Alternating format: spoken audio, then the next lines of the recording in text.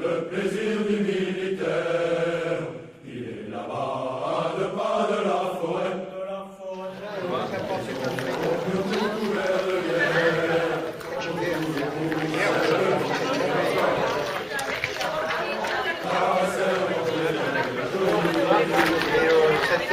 C'est bon,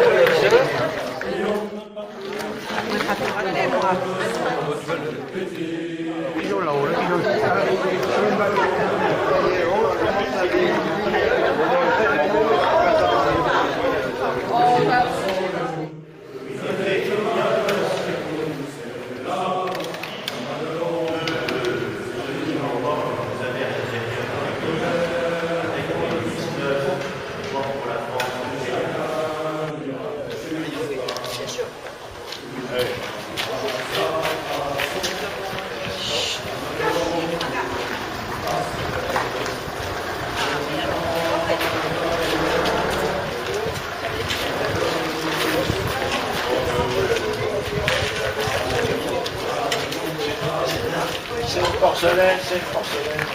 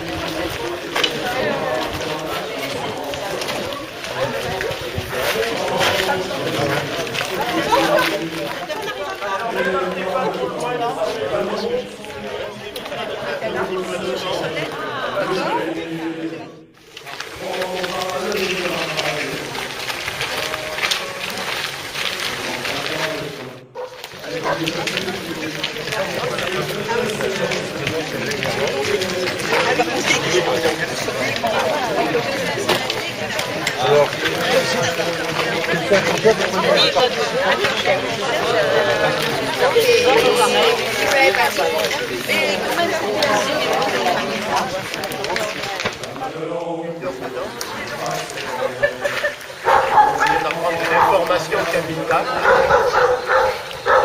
Alors, derrière ça, vous avez la maison libre du couvent. Donc, je vous avais dit que les religieuses, au départ, elles tenaient l'école là-bas. Mais dans les deux années, vous avez des institutrices. Donc, un petit hameau quercinois avec des toits méditerranéens et un joli petit toit avec un pigeonnier. Alors, si vous faites bien attention sur la façade de l'annexe telle aujourd'hui, vous voyez un encadrement de fenêtres qui est en pierre alors que tout le reste est en béton. Vous voyez, c'est le haut du pigeonnier, c'est la petite fenêtre que vous avez là.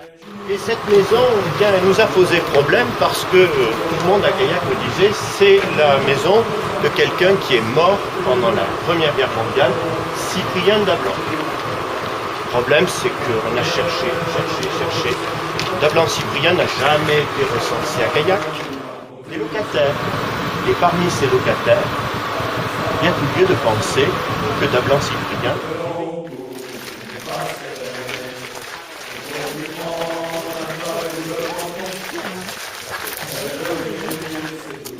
chez un poilu mort pour la France, la famille Andrieux. Si on parle de la famille Andrieux, tout le monde pense que c'est la maison dite de Berck. Et ils sont allés qu'en 1928-29, ils ont refait la maison en 1930 là-bas. À l'origine, ils habitent ici.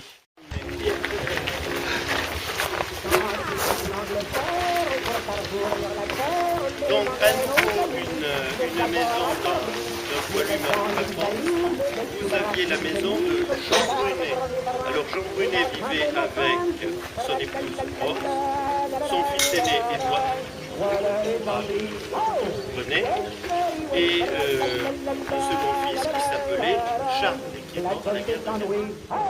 Si vous voulez, donc ils habitaient à la rue de là-bas. Madame Faury, dans sa vieillesse, est venue vivre ici, et son fils s'appelait Maxime. Il était avocat. Il a été conseiller municipal de Gaillac. Il est mort très jeune, il est mort de maladie. 1914. À part la maison qui est derrière moi, tout est déjà comme ça. Il y a deux changements.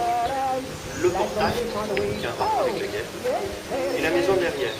Parce qu'à l'époque, ils habitent Perrier-Pierre, son épouse et ses 2 filles, habitent à cheval sur 2 maisons. Ici, et ils habitent la maison Gosse, de l'autre côté. Sauf que presque toutes les terres sont ici. Du coup, au lendemain de la guerre, ils pourront construire la maison qui est derrière moi et qui sera achevée en 1925.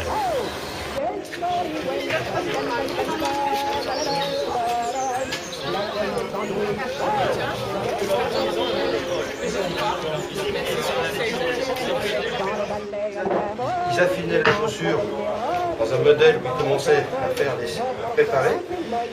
Et après, ils faisaient choisir aux gens avant ces petits, en fonction du pied, ces petits modèles. Donc vous avez en dessous, si vous pouvez tirer en dessous. Voilà. Ils plaquaient donc dessus du cuir mouillé qui faisait sécher. Ensuite, ils prenaient cette mise en forme dans le cuir pour les tenir écartés qui faisaient la forme. Et après, ils pouvaient à ce moment-là clouter ce qui donnait ça. J'ai pas ouvert, alors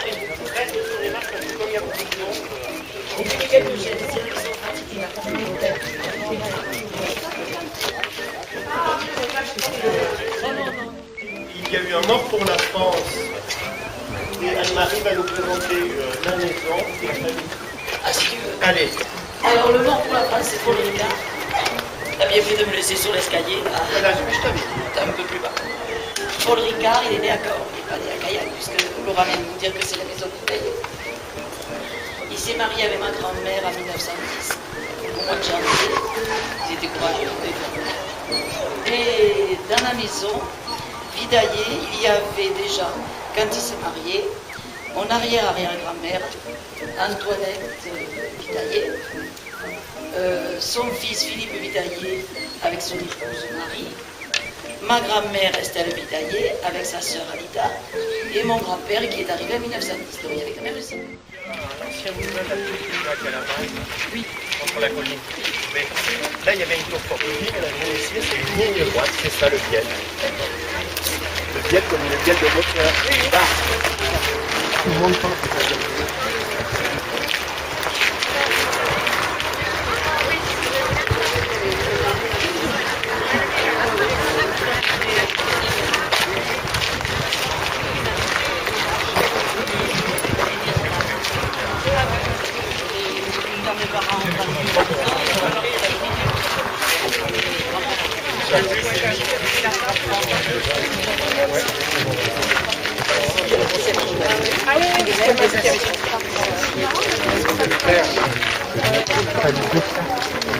Lié avec un H.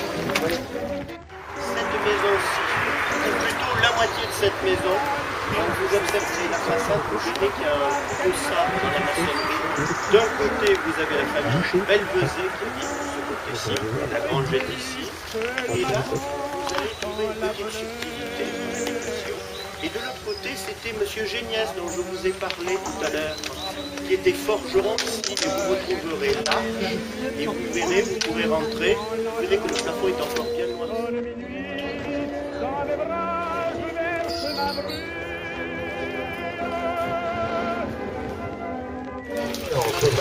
Donc, nous arrivons à la maison des Places.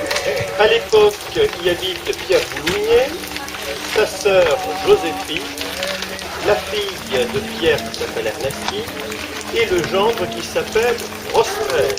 Et il y a un petit-fils qui s'appelle Daniel Laporte et qui est mort à la guerre de 14. Vous regarderez la route en bas, je vais mettre là.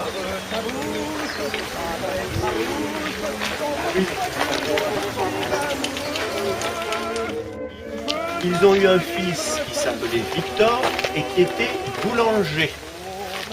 Alors la boulangerie se trouvait à la place de l'avancée de la maison, mais il n'en subsiste plus rien. Ça a été démoli et pour faire cet agrandissement de la maison. C'est lui qui a écrit les petits souvenirs que je vous ai lus. Tu as peut-être une petite photo. De famille de Jean Cazot avec sa femme. Voilà.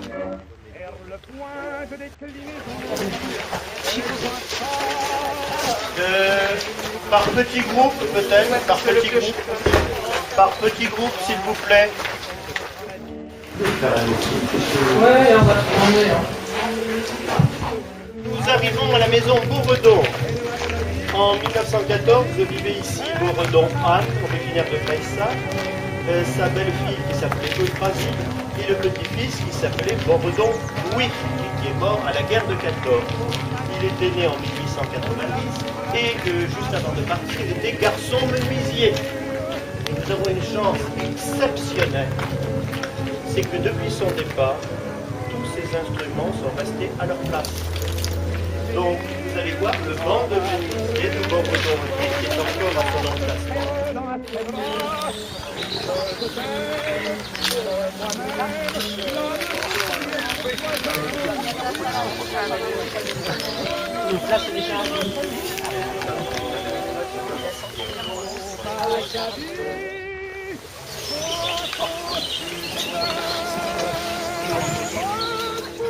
Ensuite, ils sont propriétaires du moulin. On y trouve Murat-Louis, meunier. Il y habite jusqu'en 1912. En 1912, cru du Lot, le moulin s'en remettra. Son fils qui s'appelle Armand. Armand est mort à la guerre de 14. Voilà. C'est le premier Gaillard qui a été mort à la guerre. Un mois après. La maison de Louis Bruget, avec son épouse, Horacie, son fils aîné, Léon, et il a un frère qui habite avec lui qui s'appelle Jean Bruget. En face, la famille Buzenard. Jean Buzenard, son épouse Adèle, la fille qui s'appelle Hortense Tillou et le petit-fils Noël Tillou. Alors à l'époque, vivait Séminadis Jean. Vous vous souvenez, c'était lui qui passait bien souvent ses nuits au bac à Langres. Il habitait avec son épouse, Marie Séminadis, et il avait une fille qui s'appelait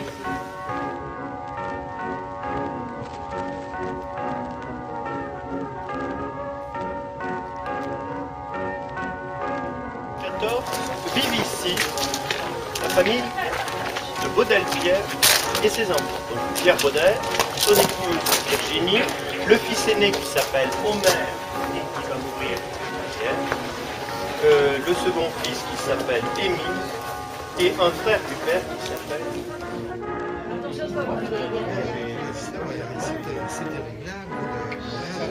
Oui, je pense qu'on peut faire les langues qu'on voulait.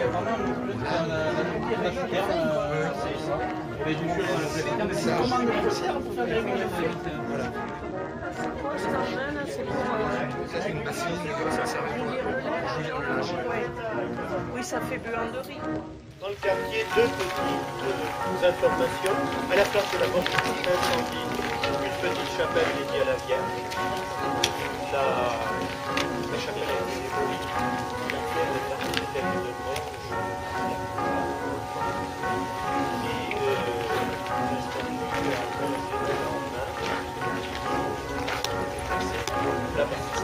Et la maison Josse, à l'époque, vous avez une âgée qui s'appelle Rose de la Tour.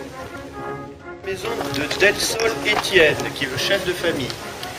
Il habite avec son fils, qui est tout jeune, il est né en 1895, il a à peine 19 ans, qui est garçon forgeron à Forge Boudère. Et il est mort à la guerre de 14, ce Delsol Alphonse. Et il avait une fille qui s'appelait donc Delsol Marie et qui avait épousé Chatin Louis. Et Chatin Louis, Jean, mort aussi à la guerre de 14. Jean Parra habitait ici en 1914, il était épicier, cafetier. Il vivait avec sa femme qui s'appelait Horacie. Certains s'en souviennent hein, pour les bonbons. Voilà. Sortir. Voilà. Et la fille s'appelait Marthe. Il y a deux filles. Et il n'y en a qu'une qui est là. Et elle a 20 jours au moment oui, du c'est normal, recensement. c'est l'aînée. Alors, C'est l'aînée, ouais. elle n'était pas vieille au moment du recensement. Donc voilà, l'épicerie chez Para. Alors c'était l'épicerie café. Alors en 1914, deux bâtiments. Celui-ci beaucoup moins haut. Vous avez la famille Boudère qui habite là. Boudère Marguerite, la fille qui s'appelle Marie et qui est couturière, Lucien qui est cultivateur, Boudère Louis qui était cuisinier et qui travaillait à côté, et que vous aviez Boudère Jean et Boudère Ludovic. Dynastie de Boudère. Et ici, un bâtiment beaucoup plus modeste, Nadal Émile, qui était marqué limonadier à l'époque, avec son épouse Maria, le fils Fernand qui était né en 1906, et je vais vous montrer à quoi ressemblait l'établissement à l'époque. Donc,